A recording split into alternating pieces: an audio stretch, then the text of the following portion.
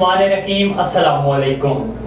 Avon TV के साथ मैं हूं आदिल मुमताज। नजर डालेंगे हेडलाइंस पर।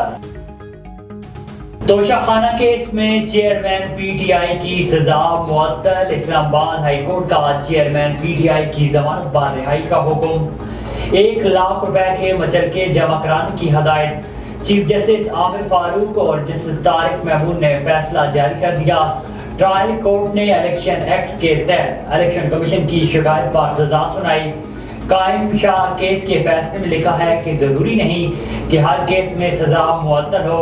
हाई कोर्ट के मुताबिक इस केस में सजा कम, दरखास्त गुजार सजा मुअत्तली का हकदार है। तोशाखाना सजा मुअत्तली के बावजूद चेयरमैन पीटीआई जेल में रहेंगे।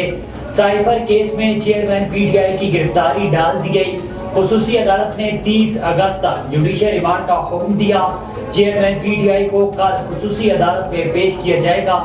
चेयरमैन पीटीआई की गिरफ्तारी रोकने की दरखास्त दायर।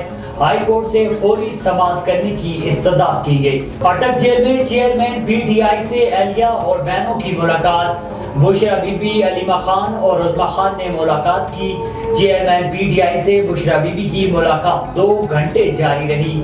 अलीमा खान और उज़्मा खान की चेयरमैन पीटीआई से 1.25 घंटा मुलाकात। अटक जेल के करीब नारे लगाने वाले पीटीआई के 3 कारकुनान गिरफ्तार कर लिए गए। पहले मरहले में सजा मुअत्तल और जमानत हुई। बैरिस्टर अली जफर ने कहा है कि दूसरे मरहले में तोशाखाना केस के फैसले के खिलाफ अपील पर कार्रवाई होगी। मामला खत्म होगा या केस मिस ट्रायल कहकर वापस भेजा जाएगा। केस गलत ट्रायल करने वाले जज के सामने दोबारा नहीं जा सकता।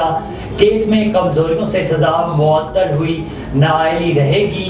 चेयरमैन पीटीआई की नाअहली सजा के खात्मे पारी होगी। और अपील सुनने तक आज का फैसला अबूरी है। साबिक अटॉर्नी जनरल इरफान कादिर ने कहा है कि चेयरमैन पीटीआई की नाअहली बरकरार रहेगी।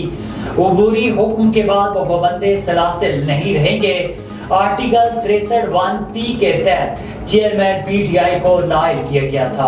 हेडलाइंस आने जानिए एवन टीवी के न्यूज स्टूडियो से। फिर वक्त इतना ही। मजीद खबरों और अपडेट्स के लिए देखते रहिए एवन टीवी। A1 TV, सब पे नजर, अंदर की खबर।